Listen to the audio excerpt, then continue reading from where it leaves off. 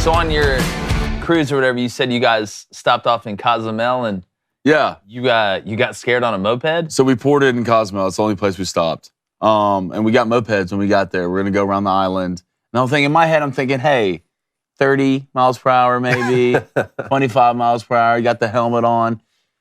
These things went legitimately like 70 miles per hour. So was it like a true like moped, like or was it one of those things like we see around downtown Nashville? You just basically like a razor scooter? No, not a scooter. It was like a true moped. Okay. You know, like Napoleon Dynamite-ish. Yeah. 70 though? It went like maxed out at like 60. And like, I'm one of the guys like, look, first of all, I'm tall.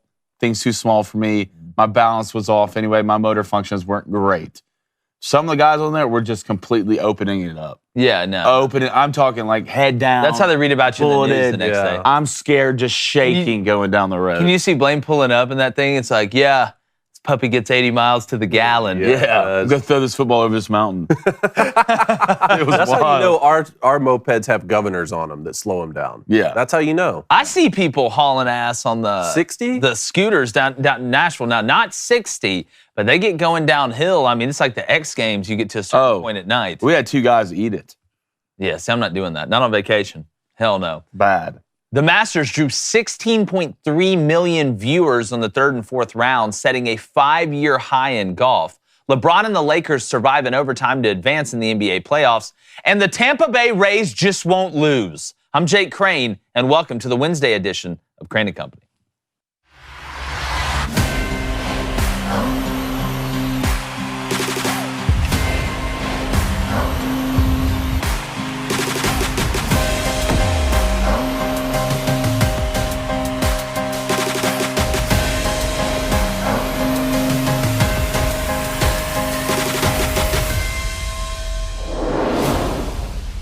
Now, we all know that Tiger Woods drove more ratings than Jessica Simpson eating a Whopper. But in general, the game may have just gotten the best news that it has received since Tiger went on the prowl a long time ago.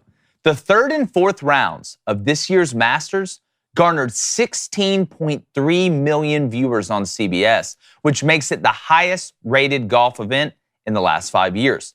Now, these ratings would be understandable if Tiger had been in the hunt or he was making a push. But after making the cut, he withdrew.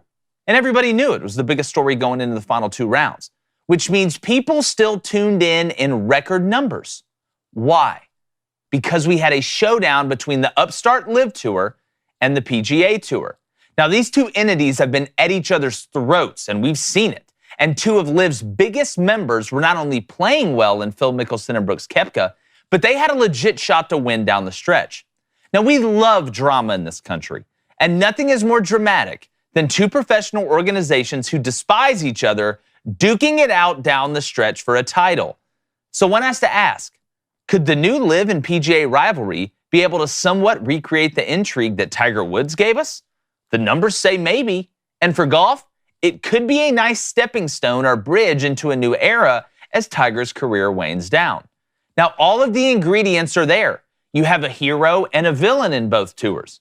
And Tiger was one of the few athletes who could carry both of those monikers in one person. Now, regardless of how you feel about LIV, I personally don't think it's a great watch aesthetically, but there have been 2 positive things the new tour has brought with it. First, it created a dark side to the force in golf, which is fueling rivalries and narratives. That was on display this past weekend. It also pushed the PGA to loosen the stranglehold it has on the players, which many of the players have complained about for years and years and years. Dare we say the LIV Tour is the next main attraction to continue to elevate the sport when contrasted with the PGA Tour? Well, the numbers so far say yes, but only time will tell. I'm bringing my co-host, David Cohn. This guy can put up some numbers at Augusta if he really put his mind to it. High numbers. And then high number. I didn't say low numbers. I said numbers. All right, we'd all put up some big numbers. And then my brother, confidant, Currently dying. configliere, Blaine Crane, former Western State, Colorado wide receiver. I'm not saying that this will generate as much buzz as Tiger dominating the way he did. I don't know if we'll ever see that much buzz created for the game of golf. But you want to replace it with something that can move the needle. And that was the narrative I saw going down the stretch. Wasn't that just that John Rahm had the lead and was trying to hold these guys off. it was truly the PGA Tour versus the LIV Tour. Hell, they banned Greg Norman from going to the Masters, man. So when you look at what succeeds in ratings, what do we like to see, right? We see it in politics. One side versus the other. Yeah. Good versus bad, and other people look at it bad versus good. In sports too, right? Magic Johnson, Larry Bird. We can go down the list of great rivalries that fuel people to tune in even when you're not a fan of the people that are participating or the team that is participating. And I think that is what we've seen from golf. Now, we've got to see it continue. All right, we know the Masters is one of the biggest draws we have during the golf, all the events during the golf season. But with the amount of LIV tours that are players that are talented, we know how talented the PGA Tour players are because half of the LIV guys were PGA players. I mean, David, I think this could be a legitimate way for golf to continue to push these narratives and get more viewers and keep people watching. Well, the LIV Tour is certainly hoping that for sure. I mean, for starters, let's just celebrate the fact that 16.3 million people tuned in for the final day of the Masters. That's fantastic. When you think about, we are a country and a world that is still reeling from a global pandemic. We didn't know if a lot of our traditions were even going to come back. Remember, the Masters had to be played in the fall during that COVID year. The fact this many people tuned in, it says a lot. And the reasoning is multifaceted. Obviously Easter Sunday, it fell on Easter Sunday this week, which I think helped it. When is Tiger Woods going to play his last Masters? We don't know. No one wants to miss that final one, even though, like you said, he did withdraw in this tournament. The LIV angle is very interesting because LIV is not only an inferior product to the PGA Tour, it's barely even a product yet because it's still early. It's like the old school AFL days before the NFL merger, right? But what's interesting is that these guys, like Greg Norman, has figured out a way to create opposition, like you said, with the dark force. It's sort of like Coca-Cola needs a Pepsi, but before Pepsi's even created or is a viable product, it just exists as opposition. Right? And so that's what I think when you have Brooks Koepka and Phil Mickelson and these guys have gone over. No one who tuned in to watch the Masters to see if the PGA Tour guys could beat the LIV guys are necessarily going to go watch LIV golf. But it's all about the majors. And they wanted to tune in to watch that. And I'll tell you the last thing, when we talk about the reasoning being multifaceted, is because of old school traditions. There is no sporting event that adheres to tradition more than the Masters. And I think people have grown sick of, watching political agendas in their sports. So when people tune away from the NBA or the NFL or things like that, we saw the women's college basketball championship got the highest viewership it ever has and rivaled last year's NBA finals. I think you're going to see people use golf and some of these other sports as an outlet for their eyeballs to tune in. Yeah, and we're going to talk about the Bud Light situation. I think that's the exact inverse of what we've seen with the women's basketball, now with the Masters, because you made the product about the product, not about any sort of political agenda or narrative that you're pushing. Blaine, I've started to look at the LIV Tour as the low key of sports organizations because it's got a good side and a bad side. Like in the movies with Loki, you never know if he's a good guy or a bad guy. Yeah. Half the time he starts out as a good guy, turns to a bad guy. Starts out as a bad guy, turns to a good guy. I look at the LIV Tour, there's both sides of the coin, and I think they're using it well.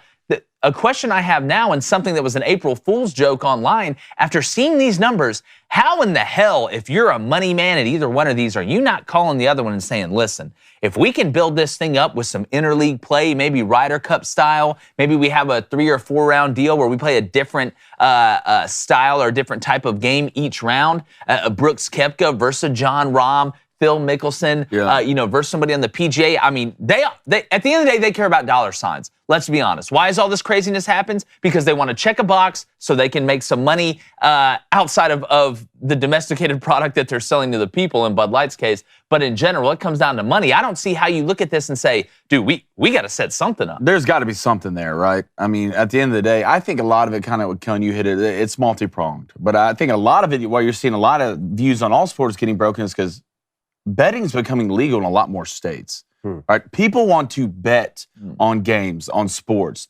The boat I was on, I watched a group with my group I was with and about 30 plus people.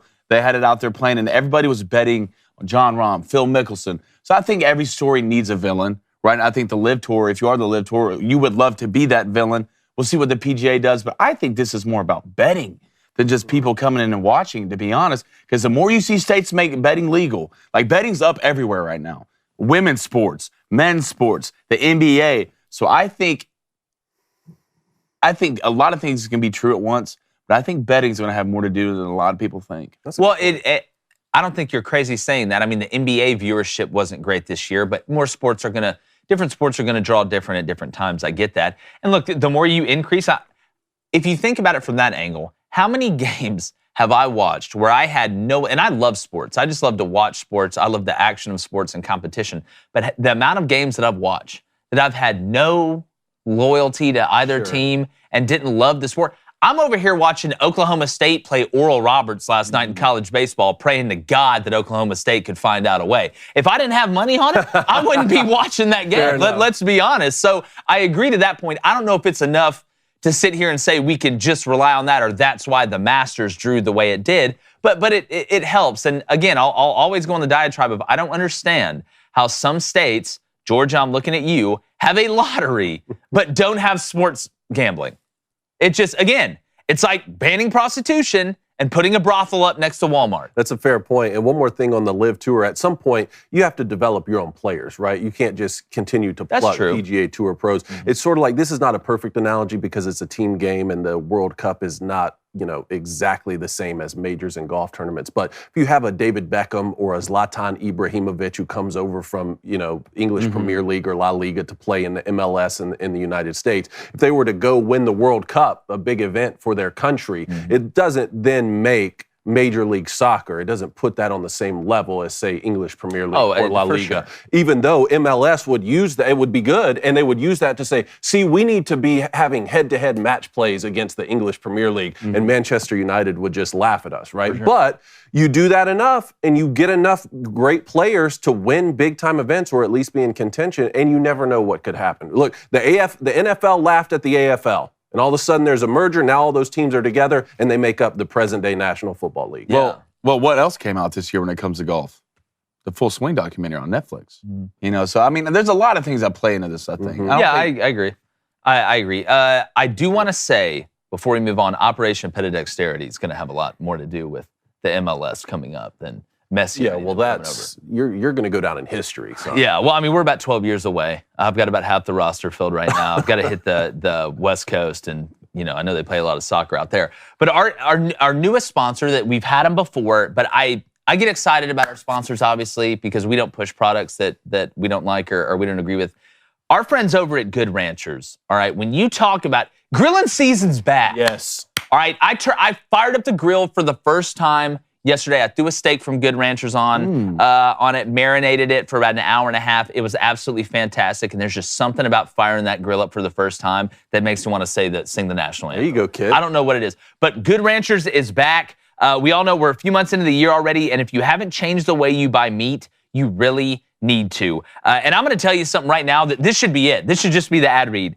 They're giving you free bacon for a year. Wow. Okay? We talk about there's giving away free money and things like that, but then there's giving away free bacon. What's more American than that? It's a $240 value. Blaine, that is 1.5 pounds of bacon in every box. Secondly, Good Ranchers offers a price lock guarantee. Just another great way to beat inflation, all right? It's like an interest rate on a house, man. You lock it up, you feel a lot better about it when those rates go up. Boom. Lastly, their products unlike any other. They're all-natural burgers, USDA prime steaks, and better than organic chicken have changed my standard for great meat, and it will change yours. I've upgraded myself, Beyonce style. So use our code BOOSTER, BOOSTER, all right, when you go to goodranchers.com, and you get an extra $20 off your order. Free bacon, extra $20 off your order. I'm doing more. We're doing more for America, and Good Ranchers is, than I could even remember anybody doing off the top of my head since Paul Revere. When you subscribe, you also get a Good Ranchers price lock guarantee, like I mentioned, meaning the price stays the same. So head to goodranchers.com, use our code BOOSTER, BOOSTER, for $20 off your box. Free bacon, great meal, a secure price, a bonus $20 off today. That's promo code BOOSTER at goodranchers.com. Goodranchers.com, American meat delivered. Booster Club. Do this. You need to do this right now. Do this for us now. Man, woman, child, whatever. I'm just telling you, we got the Butcher's Box coming. Butcher's Bundle. Butcher's Bundle coming. I'm tripping the Butcher's Bundle coming. And it's just going to be, It's going to be really Fred Flintstone-ish at my house over the next couple months. All right, I'm going to be walking around with steaks and all type of things, but go to goodranchers.com. Do that for us now. Use that code. And Daily Wire members, I know a lot of other hosts here, they have, their promo codes. Use that promo code Booster for us on Good Ranchers here. Let's blow them out of the water. Yeah, it's a fantastic product. I'm probably going to eat it every night for the rest of my life. Go ahead, Blondier. All right, let's go to Sean Pennison. What is up, my brother? Hashtag Ask Crane and Company. Do you think golf's decision to not go woke helps their chances to increase their popularity? Hold on. Yes, yes, yes, yes. Hell yes, Sean. Of course, and the most extreme example of that is the Masters. Is the Masters. I mean, we're talking about a place here, whenever a sponsor would threaten to leave them, they're like, fine. Yeah, you remember when the women were like, we need to be part of it, or the sponsors are going to boycott. They're like, that's fine. Bye. Do you know how much Masters? Hold on, let's go into our vault full of money. Hot dogs there still cost $1. Yeah. We have to, you know what I do? I just show them a picture of the runway of planes that come down to the Masters. Like, you think we're worried about money? Hold on, Prince Hakeem just showed up. And when his plane's made of gold. And when you're not worried about money like that, you can make those sort of decisions. I mean, I hate to draw this parallel, but similar to when Donald Trump was running for president, he had money before, so he could run his campaign. Now, that turned into a crazy time, a lot on the campaign trail. But it's a serious point. I mean, for some of these other leagues that just will accept any dollar from any sponsor, that's where you run into problems. A lot of leagues can take notes from the Masters, that's for sure. Let's go to Josh Rag and hashtag Ask the Boys. Which PGA golfer would bring the most balance/intrigue if they left for the LIV Tour? Balance to the force. Balance/intrigue. It would have to be, John Rahm. That's an easy answer. But if somebody like Jordan Spieth, or it has to be a guy, Rory, somebody that's younger that moves of how the needle. vocal he's been, or even like a Morikawa would be a huge loss. Well, if we're going to operate in the world of, can the LIV Tour be balanced with enough great golfers to equal the PGA Tour? I don't think we're ever going to see that. I don't think that's the goal. I think the goal, it's more about names than anything. I mean, even if you got an older guy that was look what Phil Mickelson. I mean, Phil Mickelson, I know he shot 65 on Sunday, looked incredible, said he's playing as good as he's played in a long time, and I believe him. He's older. I mean, he's in that shelf of guys that isn't part of the new crop, but he goes over to the LIV Tour, and it explodes. I mean, Brooks Koepka, a guy that we've seen do well in majors and got hurt. I think if he didn't get hurt, he wouldn't have gone over to the LIV Tour, to be honest with you. But it's either going to take a young, big name or an older, huge name. Those are to me, that's the recipe. Yeah, at this point, maybe even Scotty Scheffler. I know he only has one major, but because of his future potential, that might be the biggest loss. Or even though Tiger Woods is not really in major contention anymore, obviously, if he were to lend his name to the LIV Tour in any capacity, that would be a game changer. Without a doubt. All right, let's go to Mad Veg. He says, I have to disagree, Jake. I don't think that the LIV versus PGA helped the numbers. I think the level of resume of the final pairings made the difference. 4-time major champ versus number 1 in the world. Yeah, and again, I think you can argue that logically. I just don't know how you discount the whole narrative, because that's all they were talking about. I mean, that was the whole lead up to the tournament was, how's this going to work with the LIV? And don't think that CBS wasn't rooting on exactly what happened to happen. But, Tiger wasn't there. Phil finished early. I mean, look, John Rahm's a huge name in golf. Nobody's achieved that. But, I mean, you had Russell Henley going against him. That's not a huge name. Jordan Spieth made a run there at the end, but he really was never in it. I don't think it was as much about the final pairings. I think Sam Bennett was as big of a story as the final pairings. But to totally discount the narrative that we've been hearing and seeing and what's drawn interest to golf globally, I don't know, man. I think it had a lot to do with it. Let's go to Mike RFF. It's a lifestyle, baby. Hashtag Ask Crane and Company. Who's the best superhero of golf right now, and who's the best villain? Oh, the biggest villain in golf, I think, is Greg Norman or Phil right now. Because of the LIV stuff, and Greg's not even playing anymore. When it comes to the biggest superhero, I still think it's Scheffler right now, just because he's like a normal everyday guy. Like, he looks like the guy that you just saw stop in the 7-Eleven and get a Slurpee and a Butterfingers, and he goes out there and wins a major. Like, Scotty Scheffler, any athlete at that high of a level, and golf is one of the few sports where you could look at somebody and be like, hey, he looks like me. It's just a normal guy. I think that kind of elevates you to the superhero. They didn't know that Clark Kent was Superman, but I always thought Clark Kent was the coolest version because, again, he was just a normal, everyday guy that was really, a superhero wearing a cape. That's what Scheffler really is when you look at it.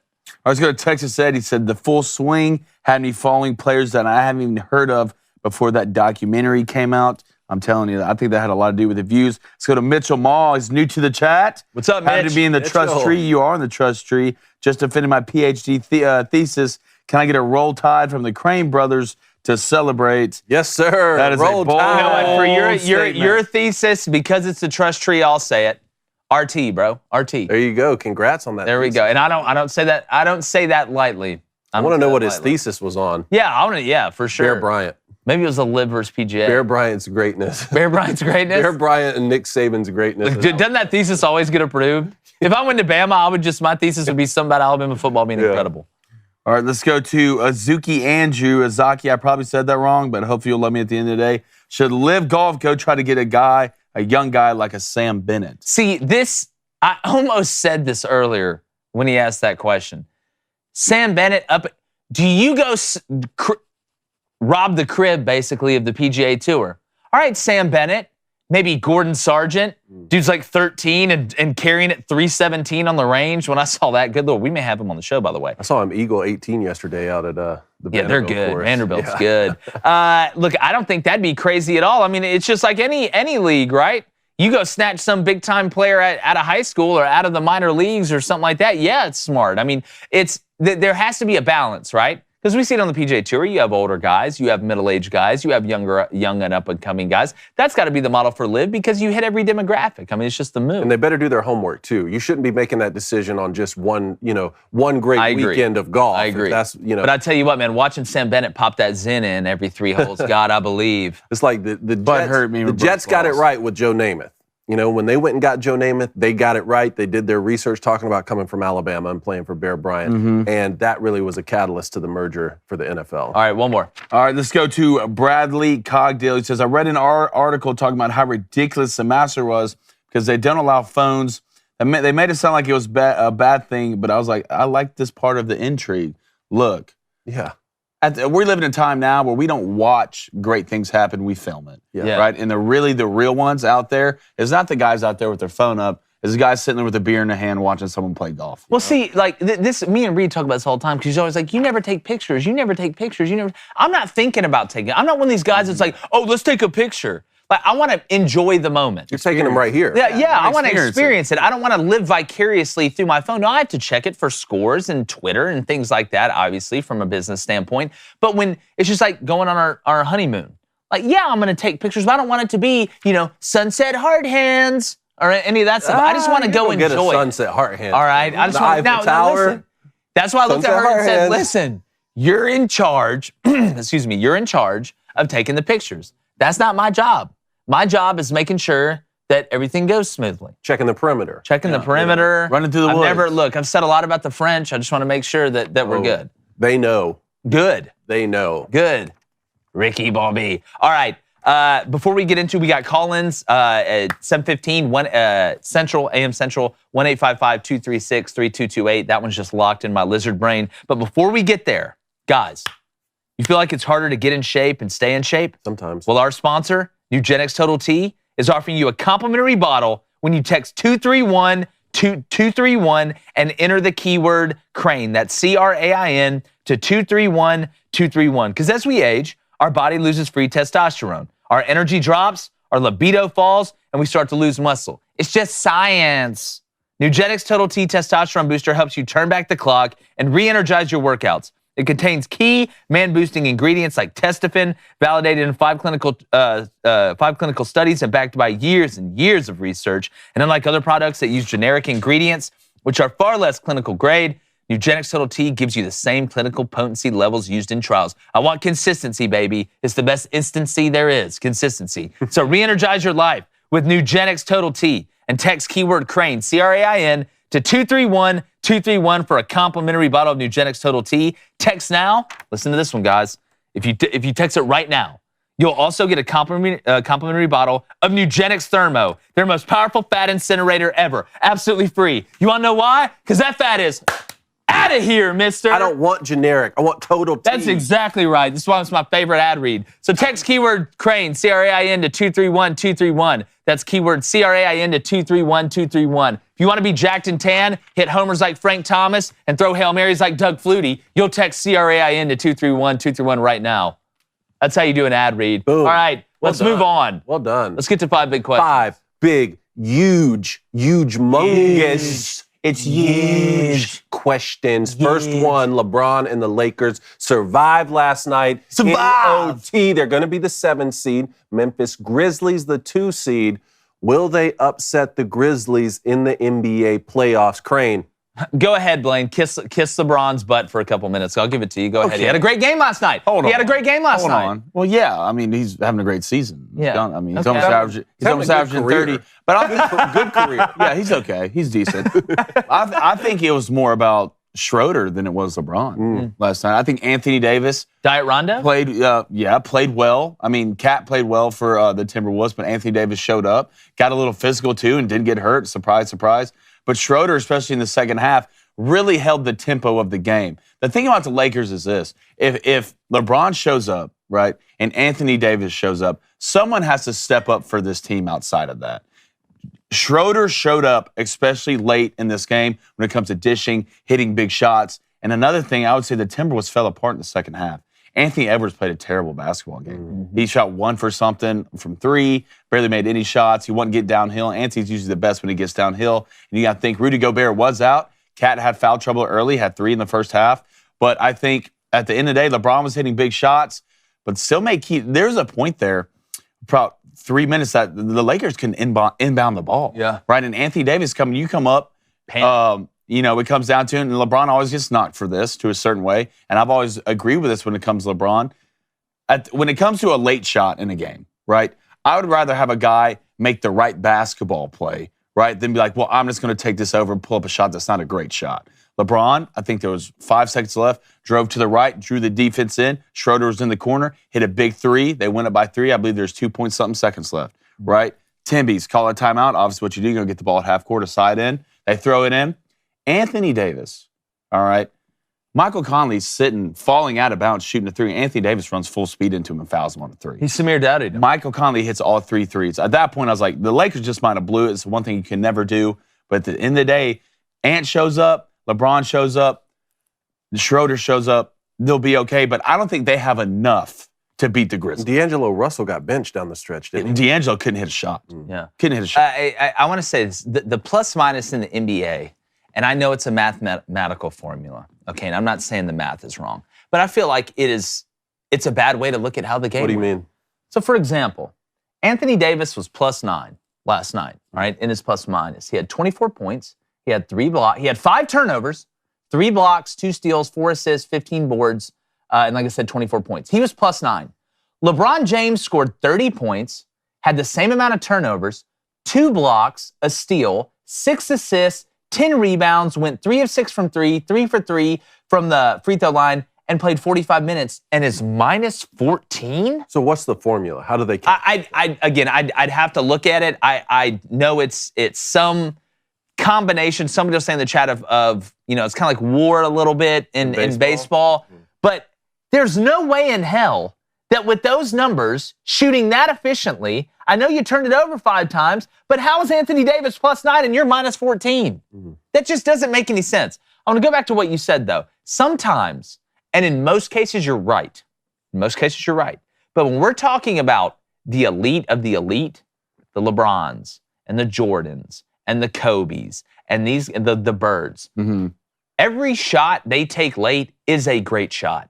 I would rather have my elite all-time great player taking a shot with a hand in his face than kicking it to some guy that I don't know that's wide open in the corner. Because sometimes it's not, just because it's not an open shot doesn't mean it's a great shot. Because if that was the case, then we'd say all players are equal in every situation. But that's not true. Regrade people not on just how they do during the first quarter, the second quarter, or the third quarter. There are a lot of people that fourth quarter hits or that last period hits are like when we watched, when you watch what Michael Jordan did to the Jazz when they were down 3 with 41 seconds to go. Sometimes the best play you have, goes through your most elite player. Yeah. So LeBron got doubled at the end. So that's and why he look, passed. it's situational. Yeah, it's for situational, sure. and that one worked out. I'll give you a great example of one we just saw. Caitlin Clark playing for Iowa. She's a walking bucket. Unbelievable. She can make shots from anywhere on the floor. In that championship game against LSU, turns out it wouldn't have mattered either way on the strategy because LSU shot 64%. Yeah, they were going to lose. on fire. But with 10 minutes left to go in that game, I was going through my mind what I would say to this player, this generational talent in Caitlin Clark, if I were the coach.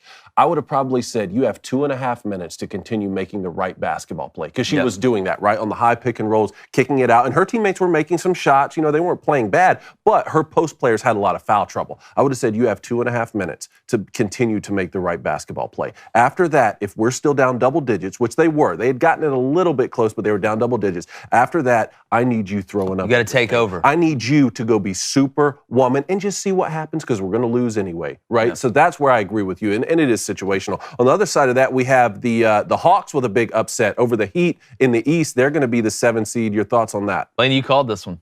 Well, yeah, the Hawks won rebounding. I think they out-rebounded the Heat by 20 plus, right? Their bench, I think, had 56 points. Every player on the Hawks bench that played, Bogdanovich, 14 points. Johnson, 10 points. Bay, 17 points. Wow. Okongwu, 12 points. Your whole bench scored double digits. The plus minus I just talked about, everybody was in the plus. On the whole team for the Hawks, everybody was in the plus, which tells me you damn near played a perfect game. Wow.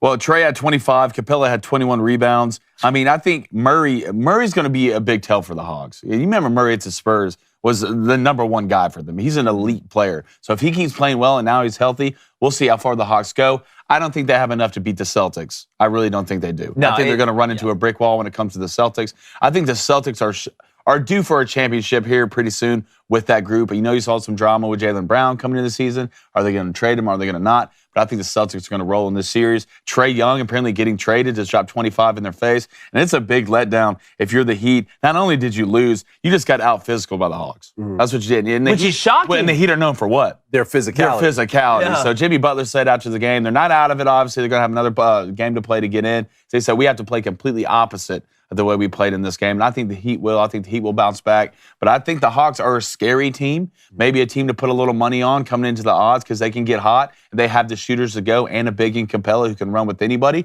But right now, this was the biggest shock to me. Not the Hawks winning, but the way they won. Yeah. Right. So the Hawks are in. Yeah. The Hawks are in with the 7. The Heat have to play the the winner of the Bulls Raptors, because remember, tonight is the 9-10 game. This is single elimination tonight. So if you lose, you're out. The winners of this are still not in the playoffs. They have to play the losers of last night to see who gets that 8th and final spot in the playoffs. All right, next question. College basketball. Duke's 7-footer island star, Kyle Filipowski, is staying for the Blue Devils, but they also lost a top 10 recruit, or at least that top 10 recruit is requesting a release from his letter of intent. Duke Final Four next year, yes or no? I'm not going to say Duke's not going to make the Final Four. We know they're going to be talented. Filipowski's, I believe, supposed to be a lottery pick. Mm-hmm. I don't know, but this just seems, and you live your own life. This is the new college. You live your own life. You live your life. But if that NIL isn't at least 3/4 of what I would get from that NBA contract, I'm gone, man. I'm sorry. Like, I love college sports. I love college sports more than professional sports. But you know what I like more than all of it? Being super duper, super rich. That'd be great. That would solve a lot of problems. Filipowski, I don't know his background. I don't know if he came from money. I don't know if the Filipowskis, invented some dental tool that we made take them care of our own on 7-footer island. Yeah, we do take care of them. Again, there's plenty of mangoes and all type of stuff to go around on 7-footer island. I was shocked when I heard this, but I think it's a credit to John Shire, too, the new Duke head coach who took over for Coach K. I like the guy. He's really about business. He's not super flamboyant, which reminds you of who?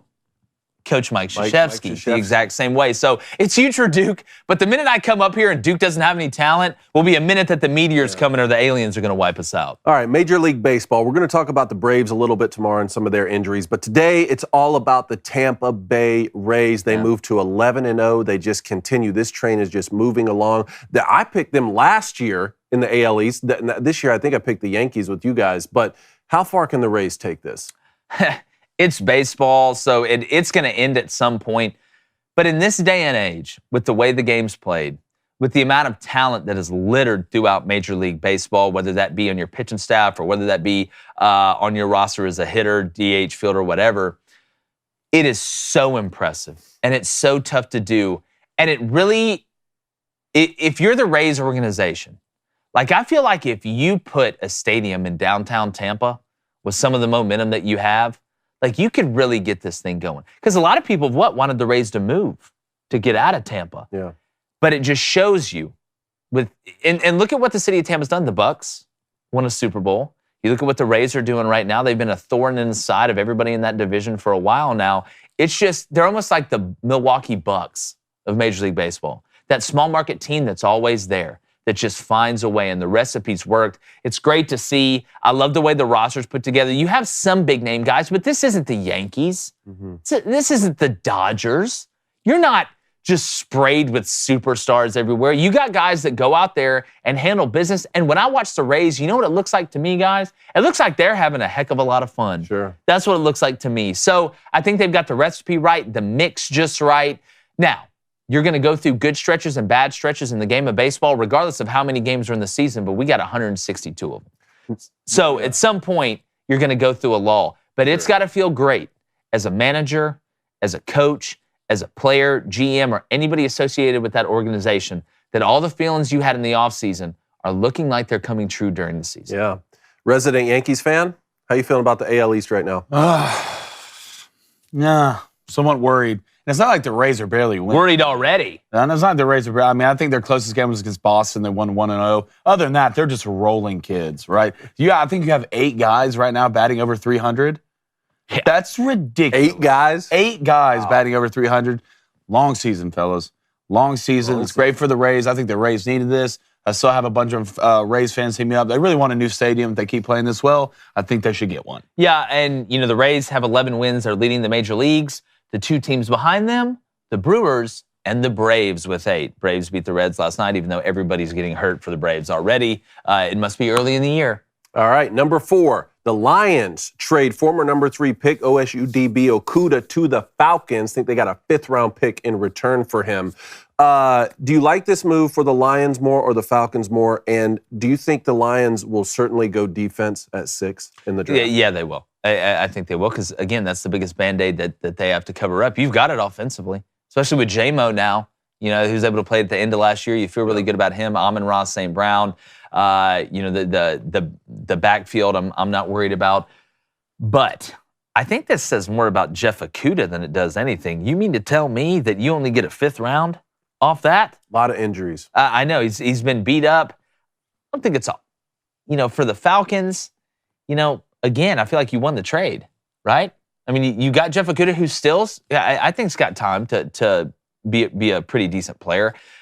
And all you gave away was a 5th round. So, again, you can look at it either side and say who won the trade, but this just further cements that the Lions have to go defense. Yeah, I think the Lions are definitely going to go defense, but what position? That's the biggest key. Right. Are they going to go Gonzalez? Are they going to go? Are they going to go edge? Are they going to go edge player, match somebody on the other side of Aiden? Or are they going to go Gonzalez? Because I believe who has the pick behind him? Maybe the Colts have to go and look.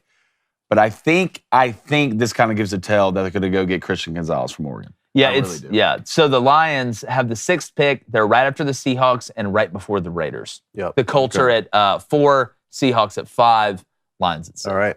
Last question here. Bud Light, since cementing their partnership with transgender superstar Dylan Mulvaney, Bud Light sales have plummeted. Here are some numbers here. First of all, the boycott Bud Light searches have spiked 810% in the last week.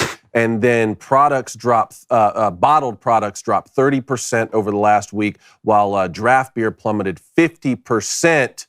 Will this be short-lived? I don't think so. Look, Bud Light is the beer I drink. When I watch sporting events, I won't drink it again. And then you look at what's attached to it. See, I think more people now are finding out really what's attached to Anheuser-Busch when you look at it, like Michelob Ultra and all the brands. This Bud Light losing money is great for America. Why? Because it just proves that maybe all of us aren't nuts yet. There's a certain percentage that's just gone absolutely bananas. And if you see the person that was in charge of this marketing campaign, Why do you hire stupid people to do important things? That person said, oh, we need to make Bud Light less fratty. Have you lost your mind? That's like if your biggest demographic was fat people and you were selling chocolate, you just decided to start selling lettuce one day. I mean, it just goes against your whole demographic. Now, I know that some of these companies get funding and stuff for checking off these diversity boxes or whatever it's CEI or whatever it's called. All right. But at the end of the day, there's stupid and then there's smart. But seeing Bud Light get taken to the woodshed and hopefully force them to have to make some sort of adjustment to this can be a guiding light in one of the many guiding lights of if you go woke, most of the time you go broke. Now, in other way, like I'm sure whatever dress company that Dylan Mulvaney sponsored probably sold more dresses than they ever had. Well, guess what? That demographic isn't Bud Light, bud. I don't have much of dresses sitting in my man cave in a refrigerator. I hope you're right. Okay, I hope this is a trend. Olay cream. The most shocking part of it is it's making fun of women, but the women's products probably are doing really well. But when you have men dressing up and pretending to be women, and then you're trying to sell that to a bunch of men who don't think they're women, that's not a great idea. All right, now I don't think Gen Z is as weird as what y'all think it is. I hope you're right. I just don't think so. I think it'll be short-lived. I think that this is just part of the cycle. Their sales will return. Look what happened with Gillette when the Gillette razors came out with their anti-masculinity movement or whatever several years ago. Gillette's still making razors. All they did was decide, you know what, let's just don't lean into that anymore and people will forget about it. And yeah. Well, again, but NHL did the same thing. Well, that's a good thing though, right?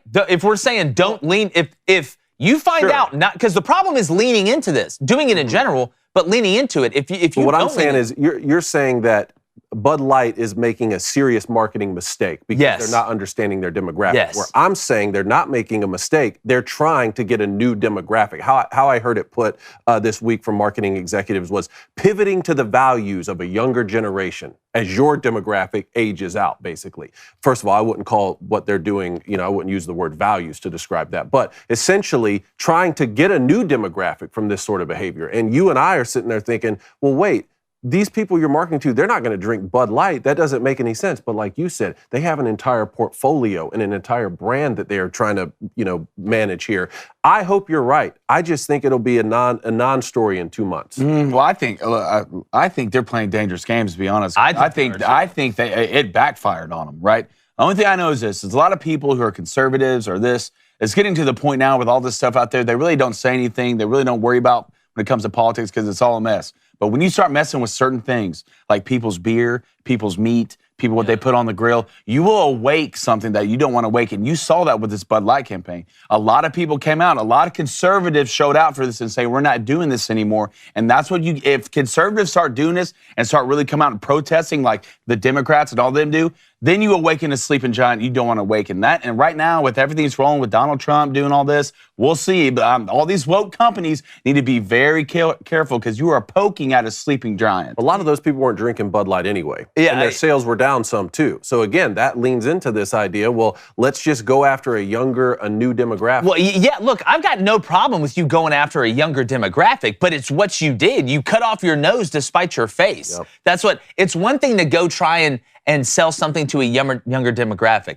It's another thing to try and go get a younger demographic by getting a guy with a 5 o'clock shadow to wear a dress in something as, let's be honest, manly as drinking beer. Or a hockey fan. Yeah, or a hockey fan. But I don't think it's just conservative. See, I think we get lost in the weeds on this. We say, every Democrat thinks that this is right. Yes. There's so many Democrats out there that do not believe in this. That just with common sense and independence. That's where I think it's the most dangerous. If you came out and just said, hey, well, Joe Biden's on the new Bud Light can. That's one thing. One side's going to love that. One side's going to hate that. We're so divided, it's about 50-50 anyway. Then I don't think it'd be that big of a jump. But you pissed off everybody.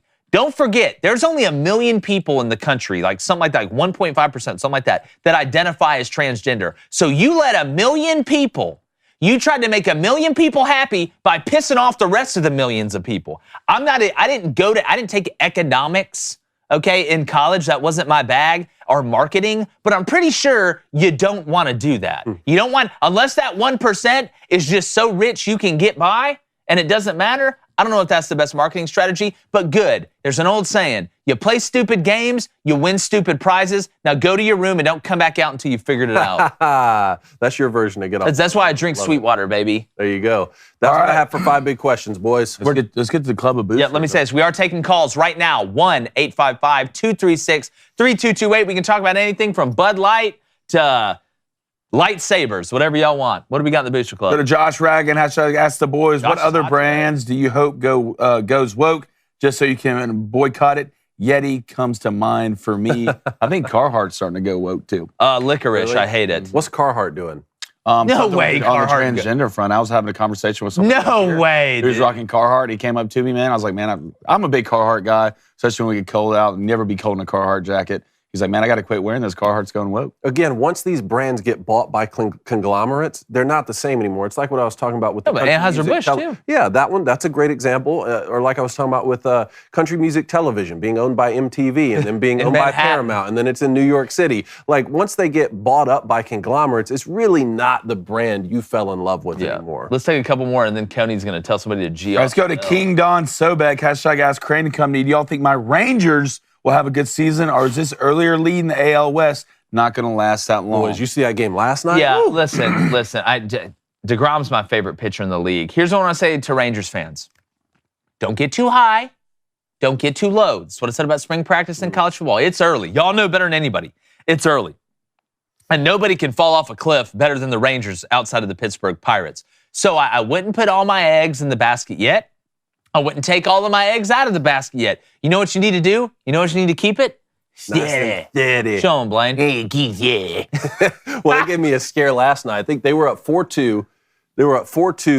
Gave up a run in the 8th, a run in the 9th, and then one in the 10th inning. It's like, why y'all got my parlay. But somebody had the other team plus a run in the half, and they were so thankful for it. thrilled. By the way, I'd like to take a time to tell Oklahoma State and Texas baseball, I'll never forgive you ever, and I hope the Big 12 never wins anything. He in doesn't college mean baseball. it. Yeah, He doesn't mean it. No, I mean it from the bottom of my heart. he In doesn't. places that I don't even like to talk about. He's just emotional right now. He'll get over it. All right, Matt Veg, hashtag Ask Crane Company. Which two teams do you think will make the NBA Finals the best, and which matchup presents the most intrigue? Man, if we're talking about intrigue, I mean, I think you got to put the Lakers in there because it's LeBron. So, I mean, if you had LeBron versus Giannis in the That would finals, be a lot of fun. that would be a lot of fun. Or how about Jokic with the Nuggets against Embiid? The just Sixers, just for all of the MVP drama that people have been talking about, could be a fun one. Other than that, Nuggets. Celtics Warriors would be really good too if they snuck Celtics, Celtics, Lakers. So, well, yeah, of course.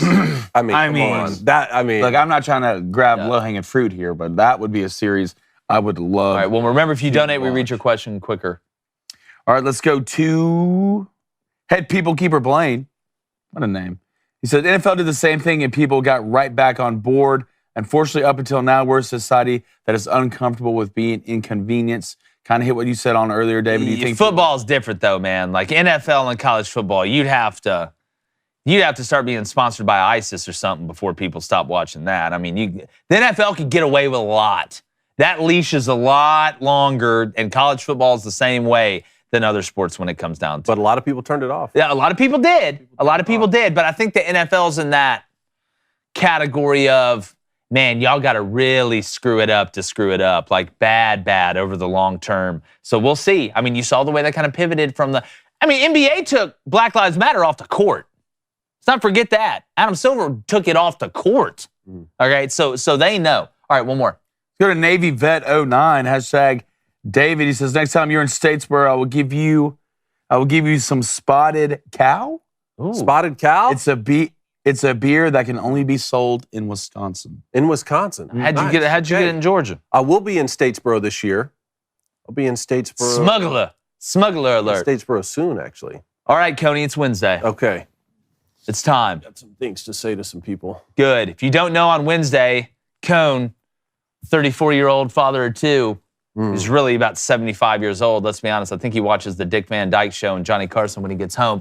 He's upset about something, all right? And somebody needs to get off his lawn. So, David, all 6'7" of you, who's G'ing off your L sweetly today?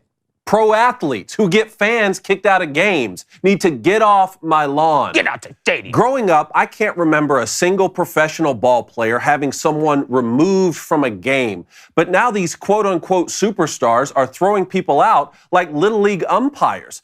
Kyrie Irving barely played a dozen games for the Dallas Mavericks before running to the referees like Fredo Corleone and having a guy ejected. When asked what vile and heinous, reprehensible, diabolical comment crossed that precious threshold of common decency, Kyrie responded, "He called out my name, so I handled it.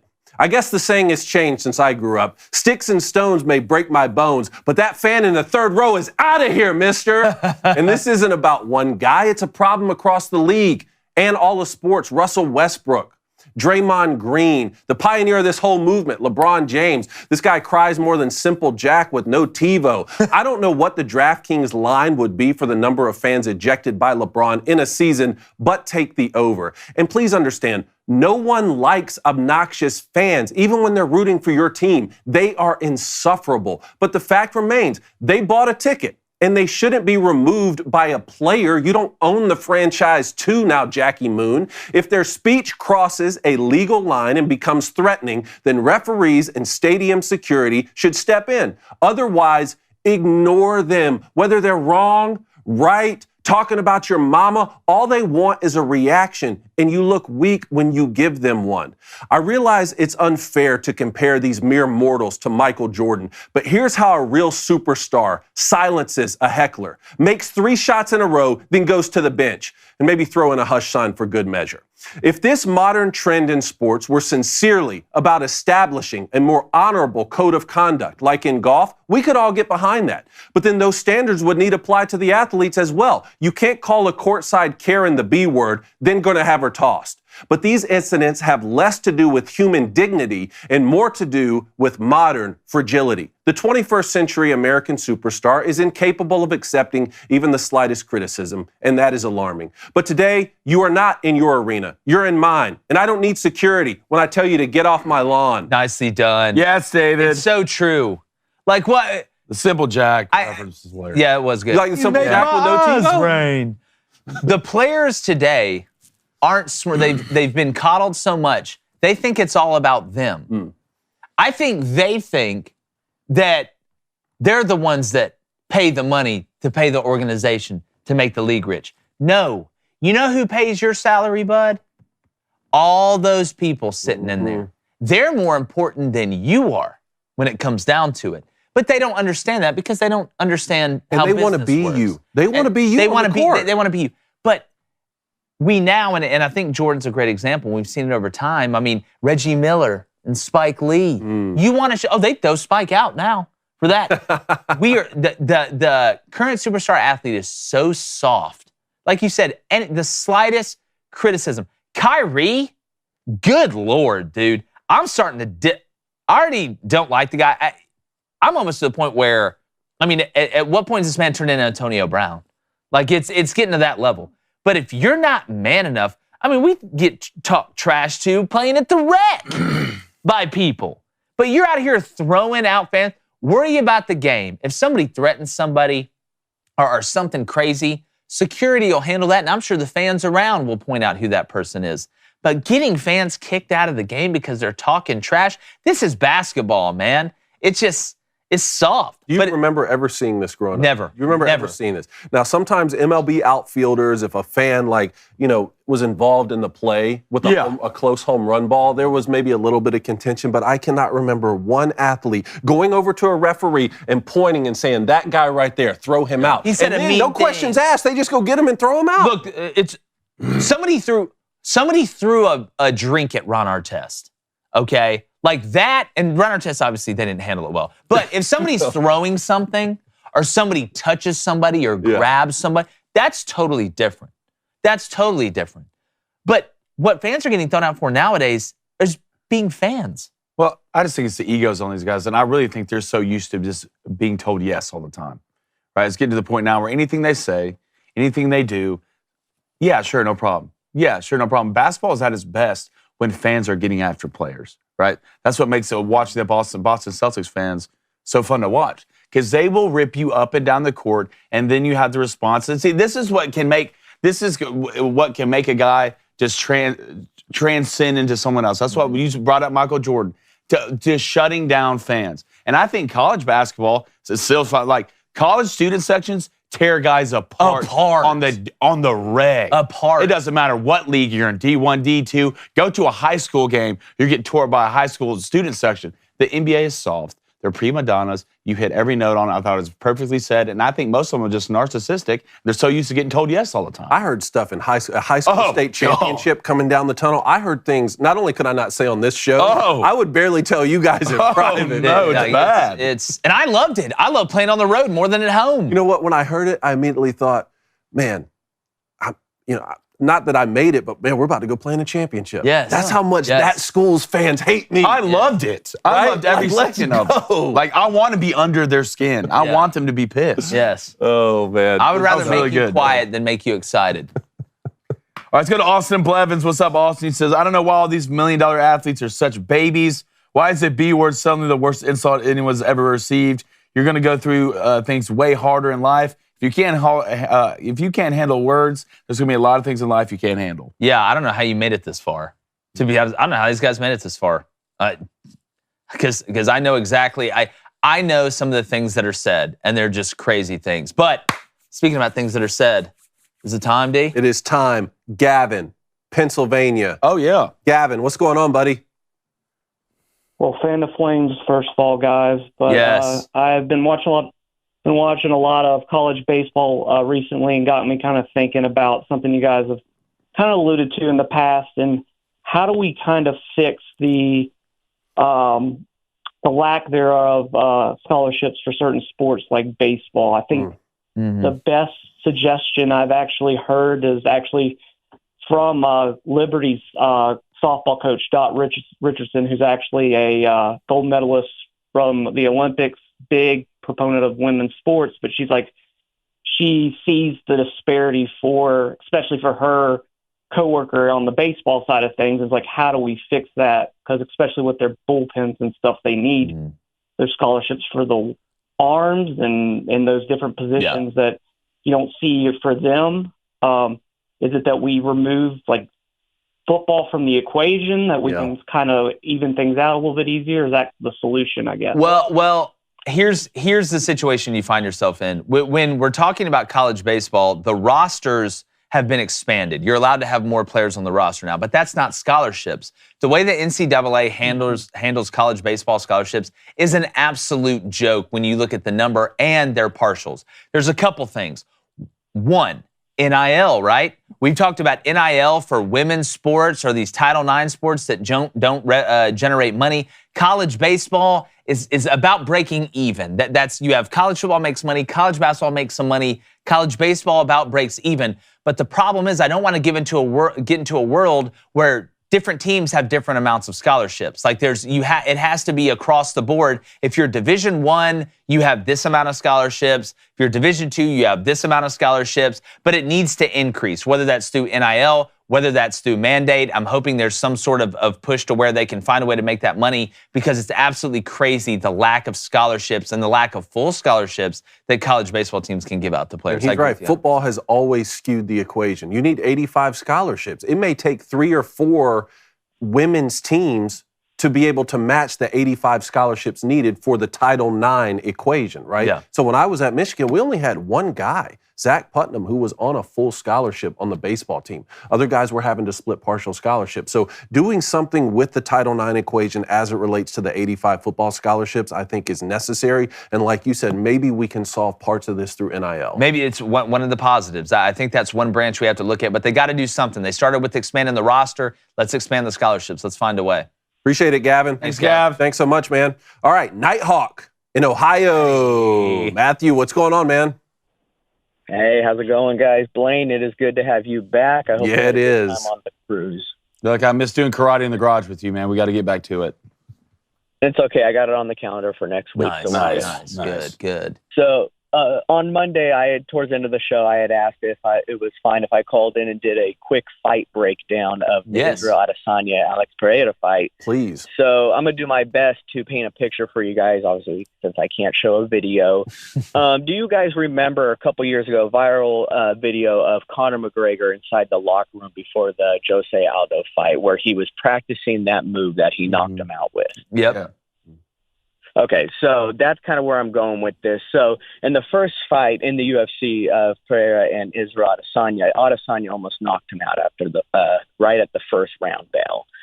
And if you watch the film, which I know the three of you in your careers have always watched film, it's important to watch film. Pereira leaves the left side of his face open constantly. And Adesanya knew that. Everyone going into the fight said, all right, Adesanya is going to wrestle him. He's going to take him to the ground. That's how he needs to win. But Adesanya wasn't going to. That wasn't his plan. And if you watch him up against the cage, he was waiting for his shot because it was clear as can be that he leaves his left face open. And at the end of the fight, he even said, I was waiting for that opening. So I think for me, the best way that you could do is watch that film and he leaves his left side of the face open.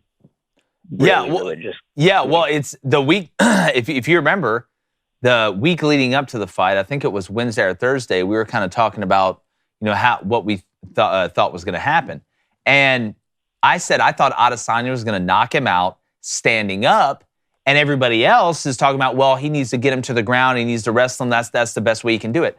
Well, if we know that, and other people are saying that, then Adesanya knows that, and Pereira knows that. So just like any sport, if you know what I'm going to do and I know that you know what I'm going to do, I may do something different for the element of surprise. So I think that's why I said it, and that's what Adesanya did. I'm with you 100%. When you look at the way that Pereira fights, yes, he does leave that left side of his face open, but you still got to make the play, right? You may get put in the perfect position to be able to make the play in any sport, but you have to make the play. I think it's one thing to have a plan. It's another thing to execute the plan, and I think it showed you the discipline of Adesanya during that fight, sticking with his plan and not abandoning it early because everything didn't go smooth. Well, I would say this, Matty. I mean, if anything, I'm surprised that it took the third fight for Adesanya to figure out the left side of his face is open, right? So if you're really watching film as a fighter, you'd probably figure that out after the first fight, maybe even before the first fight. But I do think when you come to these fights, if you're a UFC fighter, you got to play to your strengths and weaknesses, right? Pierre beat him standing every single time they fought. So I think Adesanya came into this fight. Maybe he'd think about taking a shot, kind of dangerous, kind of risky, but I think Adesanya was a better ground player when it comes to Pierre. Pierre's a striker, and we saw that every time they fought. So yeah. Pierre's a striker. He's a stand-up striker. We saw that every time they fought. So I really think Adesanya is one of those moments, oh no, oh no, oh no, oh yes. He actually caught a shot and knocked Pierre out. But I do think the game plan coming into this fight was Adesanya to beat him up on the ground. So, Matthew, when do you think we'll get a trilogy fight here, and how do you see that one going when we get it? It's going to be tough. I wouldn't be surprised if Adesanya does beat him again.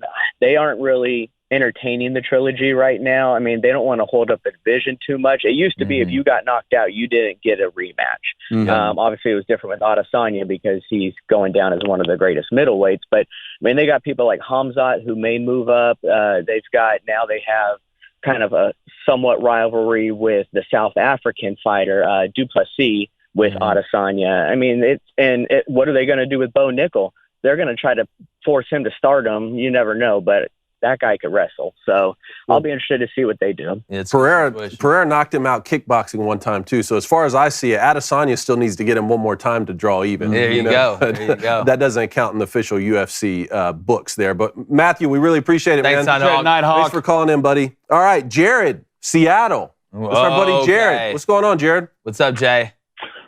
Hey, what's up? So just a quick question for you guys. Kind of with the start of the NBA playoffs happening, just was curious, if there's a player coming out of college that you guys thought was going to be a surefire hit in the league that just didn't pan out. For example, for me, it's Ben McLemore. I thought Ben McLemore was going to be the next Ray Allen, and it just kind of didn't pan out. So just wanted to get your take on who you thought would who kind of fits that description for you. Yeah, when we're talking about becoming a superstar, I haven't been on the Chet Holmgren train. I know he's got a long way to go, and I hope he figures it out because I think he is a unicorn and a talent. But somebody that I thought was going to be absolutely electric in the NBA coming out of college, and he still needs more time. I want to see Jaden Ivey play a little bit better. I have very, very high hopes for Jaden Ivey. I think his game translates to the NBA well. He can be a good defender when he wants to be. He's long, but his offensive bag is so deep. He looked a little bit skittish at times. I know there were some games where he looked better than others. But then on the opposite side of that coin, how about Walker Kessler, man? I know he's out for the rest of the year. Now the playoffs are starting, doesn't really matter. But there's some other guys on that coin. But Jaden Ivey's a guy that I have really, really high hopes for, and I hope he's able to kind of put it together a little bit more. I like that one a lot, and he's still young. So very young. If we go back a ways, I always thought Trey Burke, could really be a great pro. Michigan guy. Didn't have quite the career that we thought he could. But then on the other side of that, you get someone like Jordan Poole, who's just blown the NBA away, and I didn't see that coming. So. I mean, there's a couple for me, to be honest. I mean, Frank Kaminsky, I thought was going to be a good NBA player. Willie Cauley-Stein, I thought was going to be a good NBA player. I thought Markelle Fultz was going to be a pretty good NBA player. So, I mean, the last 5 years, those are some guys I'd put up there. But, I mean, the Jaden Ivey thing I like. I thought Jaden played well for a good bit of the season, but I thought he was going to be kind of a transcending player when it comes to he still could be. He's young. He's got to get better. But to me, I would say those three are for me: Frank, Willie Cauley, and probably Markelle Fultz. Markelle Fultz story, not a lot of people still talk about this, but man, when he left college, it was a complete disaster. Man's got the yips. That Markelle Fultz story is crazy because I live in Seattle where he was playing at UW, and we thought he was going to be like him. Dude, it's like Chuck Knobloch at second base for the Yankees, just can't throw it to first. Or like the catchers who get nervous to throw it back to the pitcher. It shows you it's mental, man. I'm originally from St. Louis, and I remember growing up, we had Rick Ankiel pitching. Yes. And he got the yips in the playoffs. And then there's a name. Like a pretty good right fielder for us. Do you remember though when he was melting down on the mound? Jared, you remember he wasn't just missing. Like he was Bull Durham missing. I haven't thought of that in years. But then he goes out in center field, man. I mean, you talked about the natural. Yeah. Right? A little bit different circumstance. Yeah, absolute hose. Yes. Oh, God. Jared, who do you think? Go ahead. I was going to say, before y'all let me go, make sure I get that Freeway. I kind of want Freeway for my caller name. So. Yes, Freeway. Right, I love that. Put it down. All right, Freeway. Who wins the NBA West and who wins the East? Man, I don't know. Come on, Jared. The East, it's going to be pretty. I kind of like Milwaukee. I don't really like Boston's lineup structure. They don't really have a point guard. Like, it's not Derek White. He can't really play point. It's not Marcus Smart. And I mean, I don't really like that. I don't really trust Embiid to stay healthy in the playoffs. I kind of like Milwaukee in the East. In the West, my heart says the Lakers, but I don't really believe in that long term. I don't know, man. It's kind of a toss-up. There's more parity this year than I've ever seen. So yeah, especially in the West. We're gonna see. I mean, especially in the West. Sure. I mean, I think, look, the Cavs are a great story in the East, but I think it's going to come down to either Milwaukee or Boston, which is what it's really come down to here lately. But Freeway, we got you locked in, man. Hey, tough for them Zags, too. Tell your wife I'm sorry. Jake's super upset about it. Just another year of not making it, man. Who'd have thought? Yeah. All right, I got you. I'll have a good one. All right, Thanks, Jared. See you, buddy. All right, Jack, Mobile. Buckle up, Blaine. Yeah. Buckle up. I didn't do it. Jack, what do you have for Blaine today? It's the sound of the police. Nothing. Blaine's. I started missing Blaine, to be honest. I'm missing I miss Jack. hoping for that. Thank you, buddy. Yes, sir. I got two things for y'all. Number one, can I just get a quick unanimous vote? Kevin Costner was genetically engineered for baseball movies. Yeah, facts. For love of the I'm game. with you. I mean, he's the first AI that they just programmed him 100% for baseball movies. Absolutely agree with y'all. Last thing, with this being the transfer portal's last season in college football, who do you think in this upcoming window takes the most out of it? Man, here's where the point I'm at with the transfer portal, at this point of the season.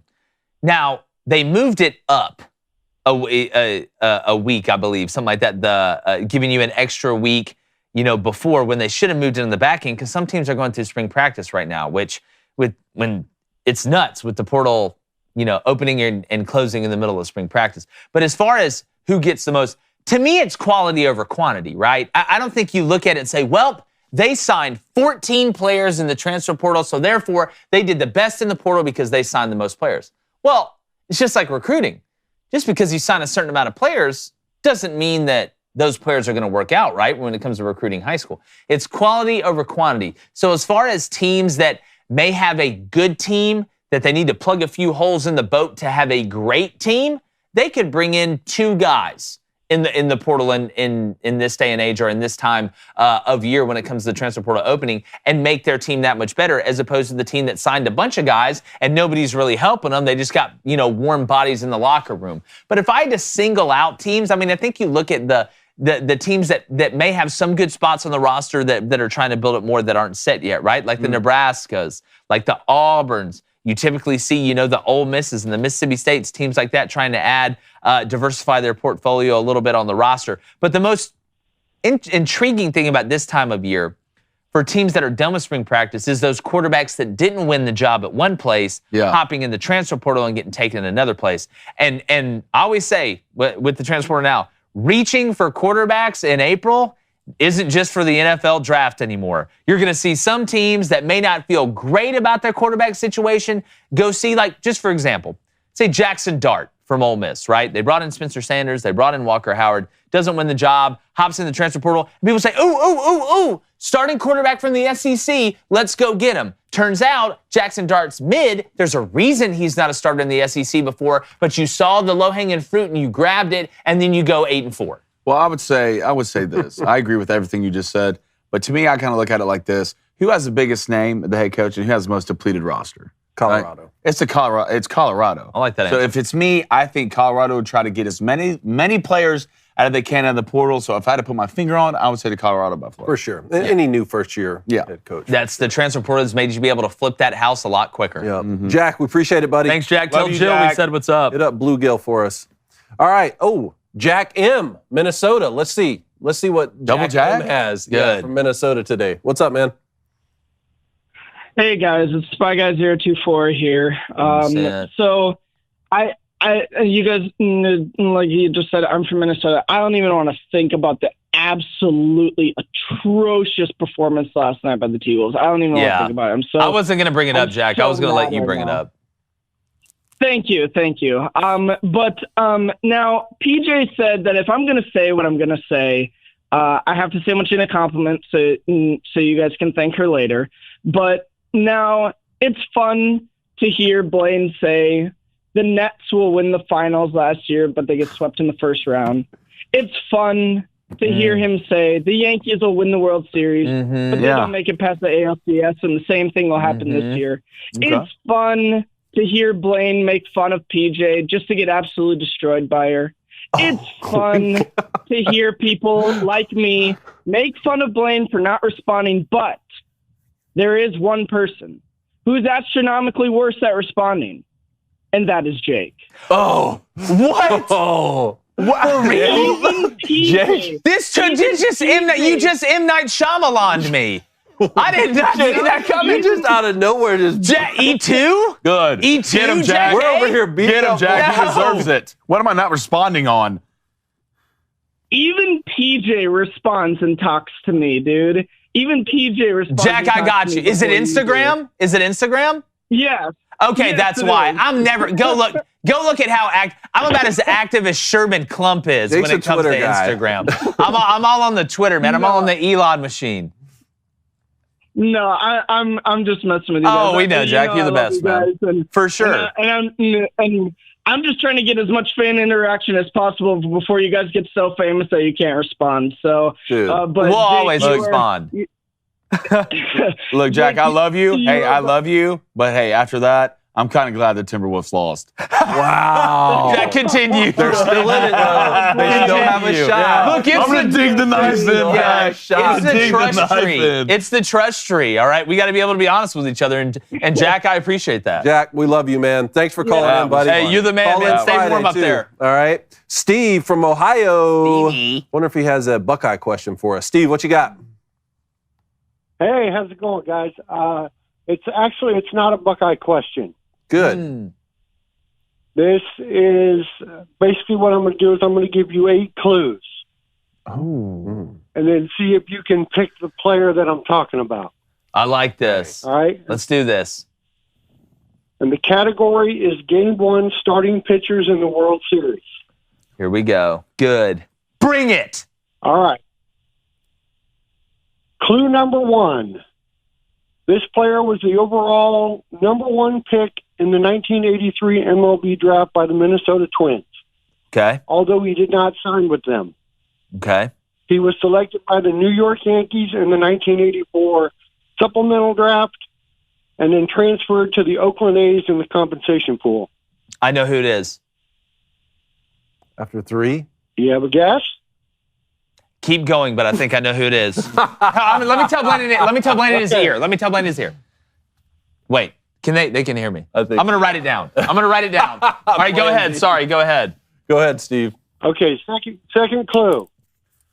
He was the player to be named later in the deal that sent Rick Honeycutt from the Dodgers to the A's in September of 1987. Okay. I remember Rick Honeycutt, actually. I know what that guy looks like. Keep it going. Okay, next clue. He has pitched for the Los Angeles Dodgers, Cincinnati Reds, Chicago White Sox, Detroit Tigers, Seattle Mariners, Kansas City Royals, and the Anaheim Angels. Wow. So basically everybody. Okay. Basically. All right. Next clue. He was the opposing pitcher when Tom Browning threw a perfect game for the Cincinnati Reds against the Dodgers on September 16th, 1988. Okay. Next clue. He gave up Derek Jeter's first major league hit on May 30th, 1995. Okay. All right, next. He raged in the locker room and assaulted a cameraman while pitching for the Mariners after giving up a game-winning home run to Jim Lehrer to the Yankees in the 1995 ALDS. While pitching for the Mariners, you said? Yes. Okay. All right, next clue. On June 5th, 1999, he was involved in a bench-clearing brawl against his former team, the Dodgers, when Chan Ho Park accused him of using a racial slur during an on-field argument. Okay. God, who is this? And the final clue is he was the starting pitcher for the LA Dodgers in Game 1 of the 1988 World Series, and this was the Kirk Gibson game. Wow. Who else was on the Mariners staff with Randy Johnson? I'm trying to think, man. For a second, I thought it was Oral Hershiser, but it's not Oral. Oral Hershiser is not correct. Yeah.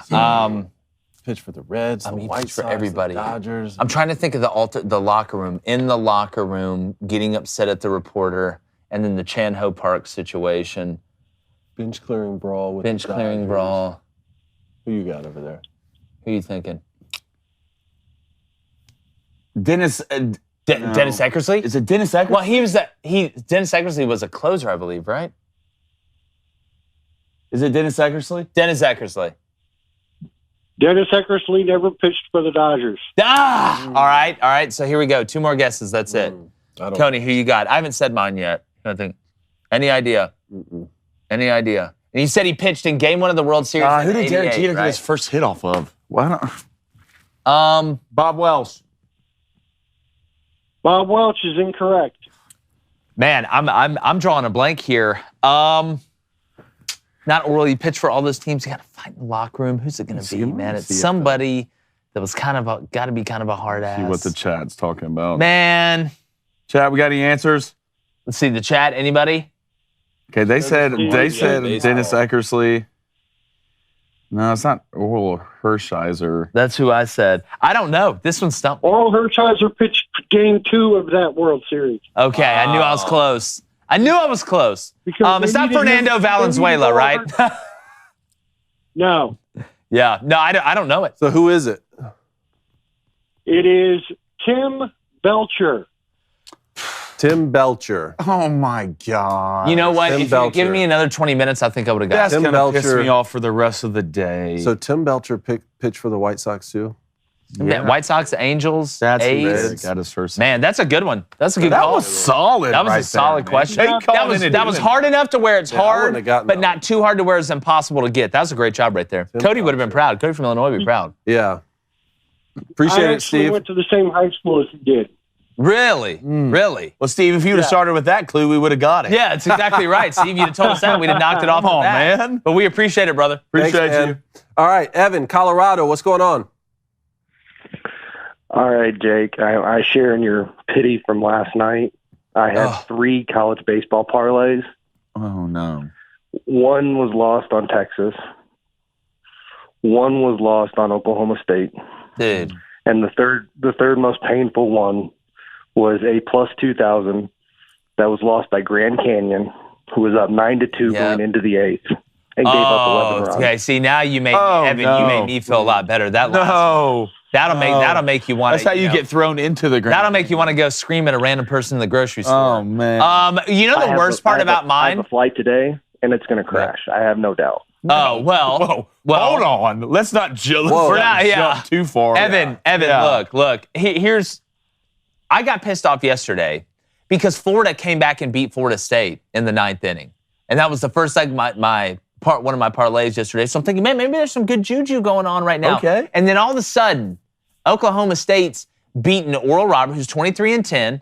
All right, they were able to talk their way out of this one. They played Oral Roberts yesterday. You're up 5-2, Oklahoma State. This is why y'all never win anything, right? It's like when y'all blew it with Brandon Whedon to go to the national championship because you guys can't make a field goal or beat Iowa State or who that was. There's a reason you can't win anything. You're just not clutch. I'll never bet on you again. I'm never betting on Virginia Tech ever again in anything. I almost took them yesterday, and they got beat by Liberty. They're going to get their ass kicked when they play for Justice and All later this week.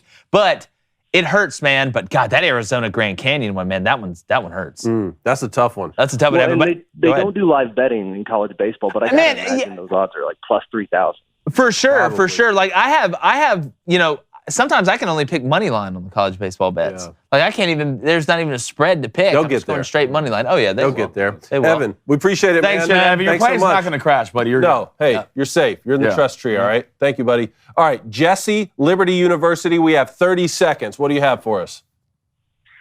Hey, guys, I just wanted to call in real quick and say thank you for everything y'all are doing to stand up for women's sports. We had Riley Gaines on campus last night. She had an amazing event. There was a standing ovation. Definitely no assaults happened. Yeah. But I just wanted to thank you guys for promoting her and for everything y'all are doing to fight, because listening to her story, man, it was crazy. And I've heard it a few times, but hearing it in person, hearing her talk about it in person, and hearing especially the cowardice of some of these ADs and coaches out there that aren't willing to stand up. I mean, if there's enough of them, that there's hundreds of them coming to her saying, we stand with you, but we also want to keep our jobs. They should be able to all get together and say, screw this, we're standing for what's right. But thank you guys for everything y'all are doing. I appreciate everything y'all do. Jesse, we really appreciate that, man. And look, there's right and wrong. And at some point you got to stand up. And as a man, just like with my fiance, I feel like we are put on this earth to respect women and protect them. Not that they don't have the avenues of protecting themselves, but when we look at it, that's our job as men, is to protect our women, not dress up and pretend to be them, not kidnap them and assault them when they're just using their free speech right at a campus, even if it is in California. It's not letting men go into the locker room and change in front of them and take over their safe spaces, because at the end of the day, there's a right way to do something and a wrong way to do something. And I couldn't be more proud of Riley look, I'm telling you right now, you talk about somebody that's not going to back down, she's not going to back down. And for all the women out there, the Jamel Hills and the Dawn Staleys that want to sit here and complain about all this stuff, but they're silent on this, shame on you. You're all cowards, and history will remember you that way. Thank you, Jesse. Yeah, we really good call. appreciate that, buddy. All right. Anthony, Kyle, everyone else on the line, call in Friday. Use code Pongo. Use Pongo. Code Pongo. You move to the front of the line. Use Code Pongo. Pongo. I feel like Anthony's used Pongo before. Jake came up Safe with word. that. Yeah. Like, hey, Pongo's your safe word? That means we didn't get to you Wednesday. That's Oh, not I what thought I'm you just saying. said This is Pongo. a family show, Blaine. Yeah, yeah. He just said that to me. Let's do the PG, boys. Yeah. The safe word's really easy where I'm at. You know what it is? Stop! It's look, just pinch the leg. Yeah. Anyways, all right, let's get to the board. of imagination, friendship, togetherness. At this point, I pissed somebody off. I don't know what's happening this month, so I'm not even going to celebrate my bets. Atlanta, Cincinnati, nerfy, which means I'll score 12 runs in the first inning. And then the Twins, White Sox, nerfy. That's at -105. I'd run away from my bets this month. I'd run away like Forrest Gump. All right, I'll go. Hey, 2-0 yesterday.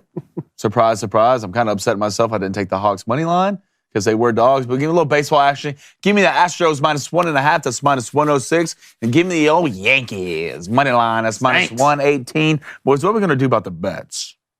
I'm going to take my Easter bets throughout this week, or maybe this weekend. Yeah, here's a real quick. What are you going to do about the bets? Well, I want to. Cone's just a couple bets that's what I'm saying. I want to make sure we go to an agreement. You're over here y'all's like gonna let me off. Y'all's Y'all's going to let me off the leash? Yeah. Well, take them this weekend. Okay. Take them this weekend. All right. Nashville Preds, out of contention for the playoffs, boys, unfortunately. But the Islanders are not. So I'm going to take the Islanders tonight, -1.5. That's -135. And then the Rays money line. Rays money line -145. Let's just see if they win all 162. Look, you could go. You could hit 162 bets in a row with the way the Rays are playing. All right, Ace Cone. He's going Orioles money line plus the Angels money line. That's at +133, and then the Mets money line, which we all know is not going to happen, at -115. All right. Placement Cone. What's up, dog? Great call-ins today, y'all. Great call-ins as usual, guys. We got Lugs on tomorrow, by the way. I know everybody gets excited about Tom Luganville. Yes. And a super-duper special interview coming up as well. So what's going on in the club, Blaine? All right, let's go to Caitlin Everett. What's up, Caitlin? She says, I'm going to a Roughnecks game Saturday, but I haven't been paying attention to the XFL. Can anyone explain some of the differences? I know the Roughnecks have been doing well, but that's all I know. Scoring's way different. There's a ton of differences when you look at format. Some good, some bad.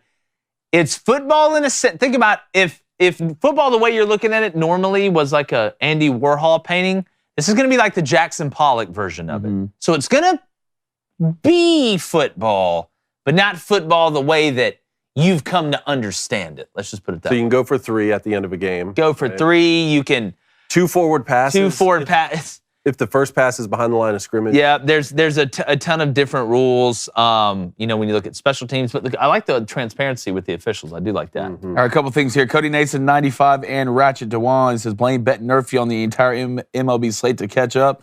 I mean, the overs have been hitting a lot of MLB games. I think they're like 67%. I saw something where this guy's been betting ties, like in the first 3 innings, like after 3 innings, you're tied in Major League Baseball. And Ratchet Dewan says, Blaine, go back to betting first pitch soon. The real question is, with all the bets I haven't bet, should I just bet them all first pitch? All. Because odds-wise, when it comes to odds, I hit 2 of them. You're in the hunt. I'm in the hunt. So, I mean, I think that would be a good idea. Let's get to a poll. You need to get any donuts or no? No. Okay. I'd read them if we did. Do the Lakers make it past? No donations today. That's sad, people. I'm not happy with the Booster Club. It's okay. It's okay. No, it's okay, not guys. happy. Y'all need to be better. Money regardless. Hey, right here. Trust tree. You're under the wing. All right, do the Lakers make it past the first round? I accidentally saw the poll. I'll recuse myself. Do the Lakers make it past the first round? I know a lot of people in there don't like LeBron, so I'm going to go no. 57%. When I saw it, it was no 78%. Oh, my God. That's right. No, 78%. Yes, 22%. Wow. That's surprising. I mean, what they're running into. You gotta remember the Grizzlies don't have who? Ja? No, Josh. No. Josh. Steven Adams. Yeah. It's out for the year. That's true. Who I think is a legitimate caveman. For sure. I mean, you got to be Zach Edey's dad. Aquaman. That's actually Aquaman. He kind of looks like it. He does look like Momoa. What's his name? Jason Momoa from Khal Drogo. That's right. Khal Drogo. God, I love where your head's at. All right, anything else before we go? Fuzzy Blender said, college baseball is hurt by the minor leagues. Why would I watch that when I can go home and watch my minor team play baseball? Because they use aluminum bats. It's entertaining. Yeah, I love college baseball. It's like college softball. It's fantastic. All right, make sure you subscribe. Make sure you subscribe. Follow us on all social media platforms. Got Tom Luganville on tomorrow. Appreciate the calls. They were fantastic in the trust tree as usual today. And like the chances, apparently, of the Rays ever losing a game again, we're gone.